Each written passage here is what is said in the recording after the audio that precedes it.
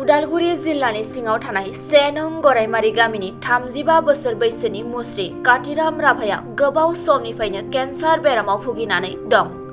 हाजिरा खामला मावनानै गोरिब नखरखौ सामलायग्रा कातिराम राभानि बिसिया दुखुजों फोरमायनाय बायदिब्ला बेरामिखौ रांनि आंखालनि थाखाय मोजाङै फाहामथाय होनो हायाखै, जायनि थाखाय बेरामनि थासारिया गाज्रिनिफ्राय गाज्रिसिन जालांबाय थानायखौसो नुनो मोननाय जादों होननानै फोरमायदों। सानै हिनजावसा गथ'नि बिफा कातिराम राभाया बेरामाव भुगिना थानायनि उननिफ्रायनो बिसि रिना राभाया गथ' सानैखौ जाहोनाय लोंहोनाय फरायहोनाय नखर सामलायनायाव गोबां आंखालनि मोगा-मोगि जानायनि बाथ्रा फोरमायदों। बिसि रिना राभाया फिसायखौ मोनसे मोजां केन्सार देहा फाहामसालियाव थिसननानै कातिराम राभानि बेरामखौ फाहामनो थाखाय बिटिआर सरकार आरो रायजो राजाफोरनिसिम रांनि अनसुंथाइ मदद बिनानै खुथारै आरज गाबनानै खावलायदों। रायजो राजा नोंथांमोना बयबो गावनि असे आंगो साननानै थाइसे थाइनै जा हायो मख'नाय एकाउन्ट नाम्बाराव दैथायहरनो हागोन।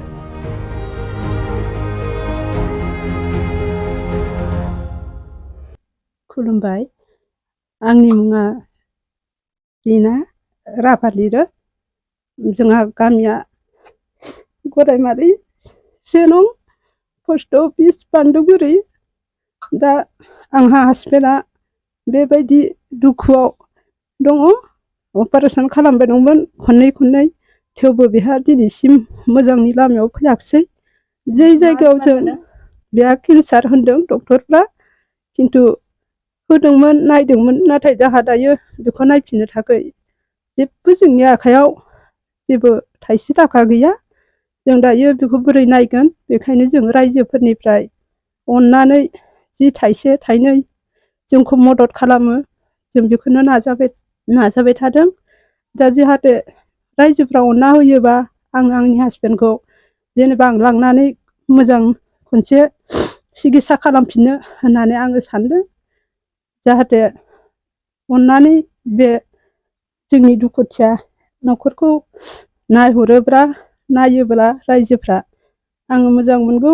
आरो आंथ' दा बेखौ नायफिननो थाखाय आंनाव जेबो गैया आरो आंहा फिसाफोर 2 दं, बिसोर 2आबो फरायबाय थादों। नाथाय आरो नखराव मावग्रा मानसि गैयाबा आं हिनजाव मानसिनि मावनाय जेबो थोनो थाङा आरो नखरखौ आङो दैदेननो बिराद गोब्राब जानानै दं। बिटिआर सरकारनिफ्राय माबाफोर हेफाजाब मोनदों नामा? बिटिआर सरकारनिफ्राय जों जेबो हेफाजाब मोनाखै। माबाफोर खावलायनो सानदों? खावलायनो माने दा बेनो आंनि खावलायनाया। बिथां गासै सरकारनिफ्रायबो जेनेबा आरो रायजो राजानिफ्राय जि थाइसे थाइनैफोर सहाय मोननो लुगैदों आं। खनबेसे अपारेशन खालामनाय जाखो? खननै जाबाय बेखौ अपारेशन खालामनाया। मा खालामनाय? तेजपुराव खालामदोंमोन आरो बान्दुगुरियाव खालामदोंमोन। डाक्टारा मा बुंदों दाय? दा डक्टरा होनदों जे बान्दुगुरिनिया नोंसोर गोजान जायगायाव लांनानै बेबस्था बेलेग खालामोबा मोजां जागोन होननानै जोंखौ बिदि बुंदों आरो। दासिम बेसेबांसो रां थांखो? दा थांनायाथ' बिनियाव 1 लाखआथ' थांबायानो होनजायो।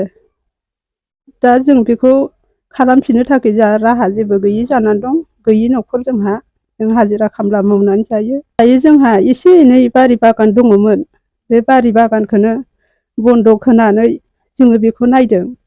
दा बन्दक होदोंमोन, जि एसे थोदोंमोन, थेवबो बन्दक लानाय मानसिया बिथाङा अननानै जाबनानै होदेरबाय। दा होदेरनायजों लोगोसे जोंहा दायो गय बागाना 2 लाखआव बन्दकआव थाहैबाय। दायो जों लांनोलाय सानदोंमोन, दा हनै फैसायानो जाजोबाखै।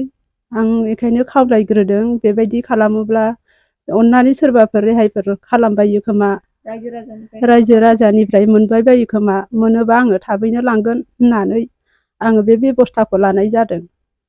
मा जायगायाव जादों ओरैनो बे बेमारा? जानाया बिनि बेमारा हान्थु खाथियाव जादों। गारायानो साग्लोबजोबनो हमबाय, दाबो बेयो मोजाङै माबायाव फैयाखै। माबायदि जादों? बिबार बायदि बार सारनाय जादों, बुस्थुआ अरलांगासिनो दं।